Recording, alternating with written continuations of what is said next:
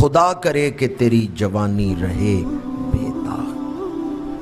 میرے آقا کریم نے ارشاد فرمایا جس شخص نے اپنی جوانی کو پاکیزہ رکھا ہے اللہ اسے حشر کے دن عرش کا سایہ عطا فرمائے گا۔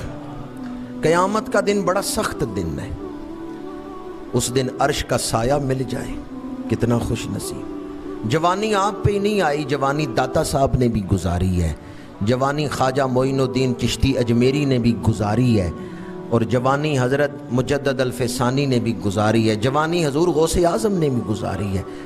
ان ہستیوں کے مرید ہیں تو ان کی سیرت کو بھی اپنائیں کہ انہوں نے جوانی کیسے گزاری۔ والدین کی خدمت میں عرض کروں گا کہ جب اولاد بالغ ہو تو آئیڈیل کی تلاش میں بچیوں کو بوڑھا نہ کر دیں کہ آئیڈیل ملے، جو ہماری خواہش ہے اس کے مطابق رشتہ ملے، مناسب رشتہ ملے تو اب اولاد کے فرض سے فارغ ہو جائیں۔ حدیث پاک ہے، میرے آقا کریم نے فرمایا 3 کاموں میں دیر نہ کرو۔ ایک تو میت آ جائے تو جنازہ پڑھنے میں دیر نہ کرو، میت لا کے رکھ دی جنازہ گاہ میں، اب دیر نہ کرو۔ دوسرا نماز کا وقت ہو جائے تو دیر نہ کرو، اور تیسرا اولاد بالغ ہو جائے تو ان کی شادی میں غیر ضروری تاخیر نہ کرو۔ اس کا یہ مطلب بھی نہیں ہے کہ اگر رشتہ مناسب نہ ملے اور آپ سمجھیں کہ شادی کے بعد نبھانے میں مشکلات پیش آ سکتی ہیں تو آپ جلدی کریں، نہیں، شادی نہیں کرنی، بعد میں نبھانا بھی ہے۔ تو اس لیے مناسب رشتے کی میں بات کر رہا ہوں کہ جب آپ کو ایسا رشتہ ملتا ہے جو آپ سمجھتے ہیں کف ہے، مناسب رشتہ ہے، تو اولاد کے فرض سے جلدی فارغ ہونا چاہیے۔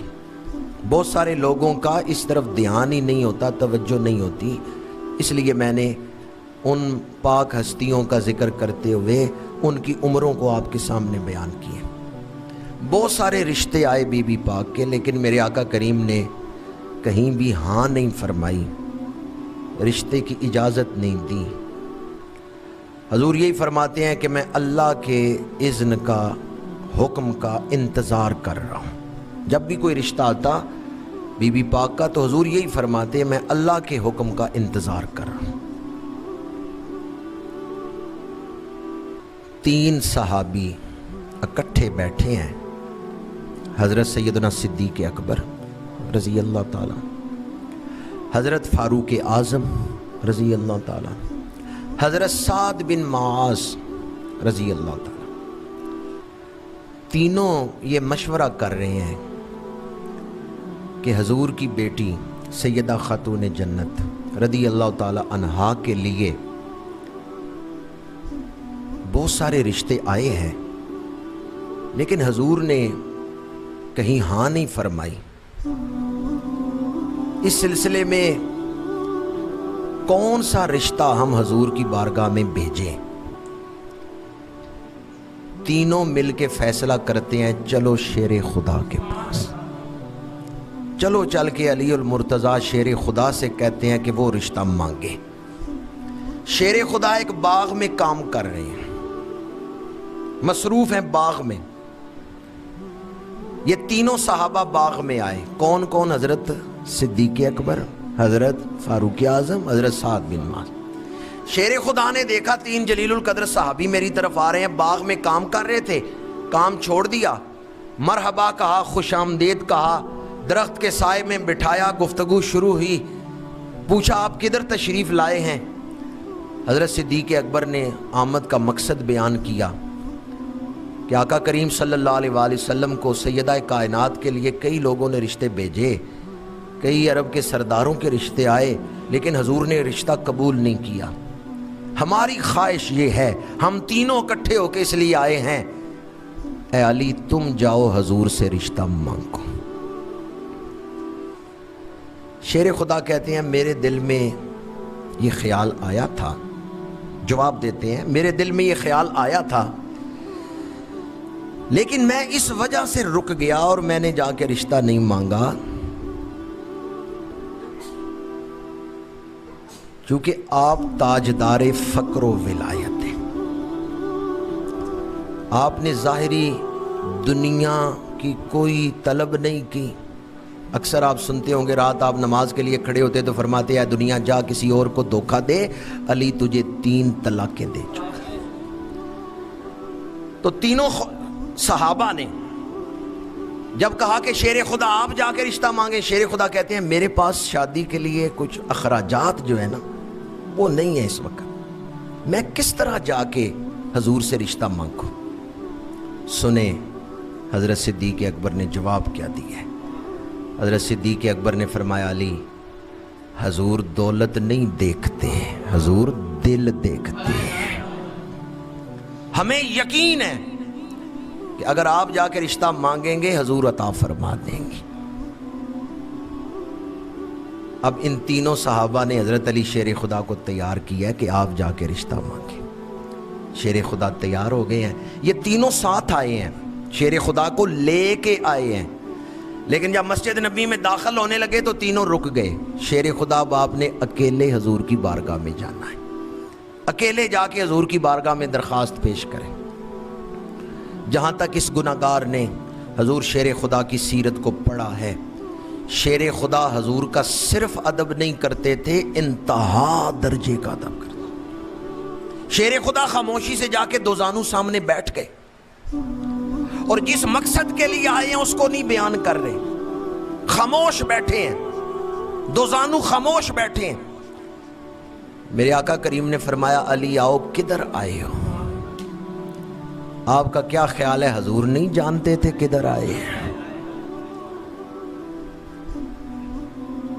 اللہ تعالیٰ نے حضور کو وَعَلَّمَكَ مَا لَمْ تَكُنْ تَعْلَمْ مَا كَانَ وَمَا يَكُونُ کا علم عطا فرمایا۔ میرے آقا کریم نے فرمایا علی آؤ، کدھر آئے ہو؟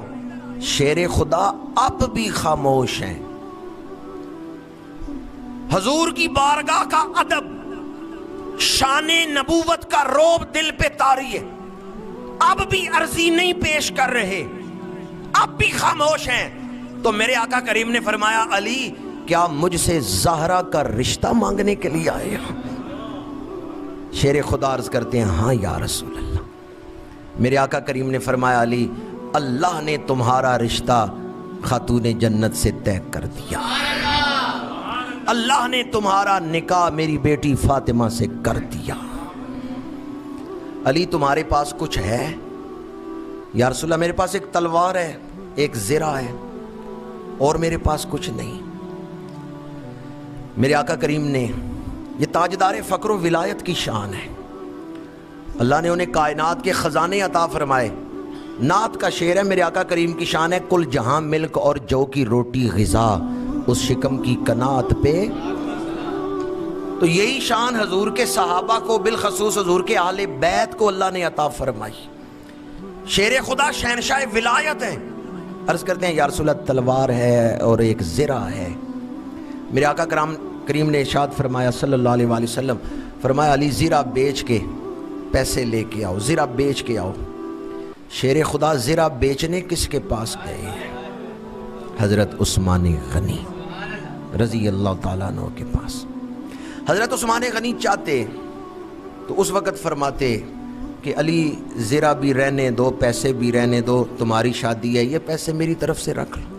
ایسا کر سکتے تھے، لیکن حضرت عثمان غنی جانتے تھے کہ میں ایسا کروں گا تو شیر خدا پسند نہیں فرمائیں گے، غیرت علی اس کو پسند نہیں کریں گے، اس لیے آپ نے زرہ رکھ لی، پیسے دے دیے، اور کچھ دنوں بعد پھر زرہ بھی تحفتاً واپس کر دی۔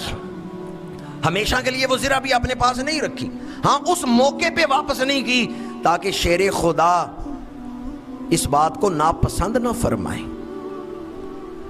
زرہ لے لیے، پیسے دے دیے، اور کچھ دنوں کے بعد وہ زرہ بھی واپس کر دی۔ اب مجھے بتائیں حضرت علی شیر خدا کی شادی پہ جو خرچ ہو رہا ہے وہ پیسے کس نے پیش کیے ہیں؟ جی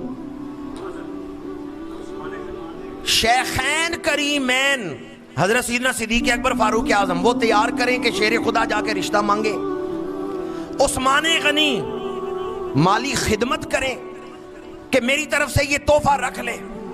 ان چاروں میں باہمی پیار کتنا ہے؟ نعرہ تحقیق، نعرہ تحقیق۔ یہی ہمارا عقیدہ ہے کہ یہ چاروں اسلام کی بہار ہیں، اسلام کا وقار ہیں، ان میں دراڑیں ڈالنے والے اسلام کے دشمن ہیں۔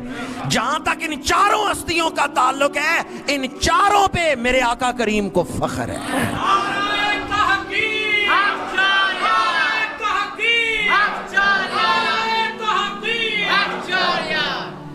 شیخین کریمین نے حضرت علی شیر خدا کو مشورہ دیا ہے، پھر تیار کیا ہے کہ آپ رشتہ مانگیں۔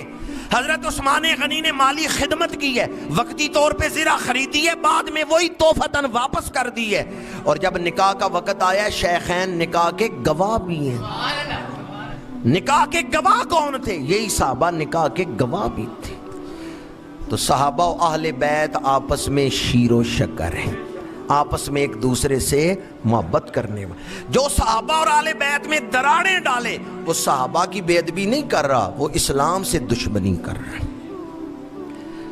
حضرت علی شیر خدا زرہ بیچ کے رقم لے کے آئے، حضور کی بارگاہ میں پیش کی۔ میرے آقا کریم نے اس کے دو حصے کیے، ایک حصہ حضرت مقداد بن اسود کو دیا، حضرت سلمان فارسی بلال حبشی ان کے ساتھ کیے، جاؤ بازار سے کچھ سودا خرید کے لاؤ، اس میں چکی ہے، اس میں سرائی ہے، اس میں کھجور کے پتوں کا بستر ہے، چند چیزیں خرید کے لائے جنہیں آپ جہیز کہتے ہیں، اور کچھ پیسے حضرت علی شیر خدا کو دے دیے جو مہر میں شامل کرنا تھے۔ یہ بات یاد رکھے کہ سیدہ کو جو جہیز دیا گیا ہے وہ حضرت علی شیر خدا کے پیسوں سے ہی دیا گیا ہے، اس لیے جہیز کے حوالے سے جو شرعی مسئلہ ہے اس میں بھی ہم بہت ساری غلط فہمیوں میں مبتلا ہیں۔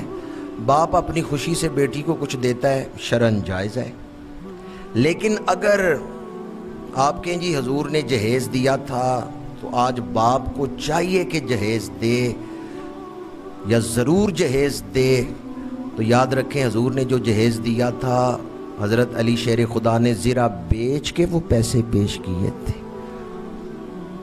آج بھی کوئی دماد ہے جو کہ جی یہ جہیز کے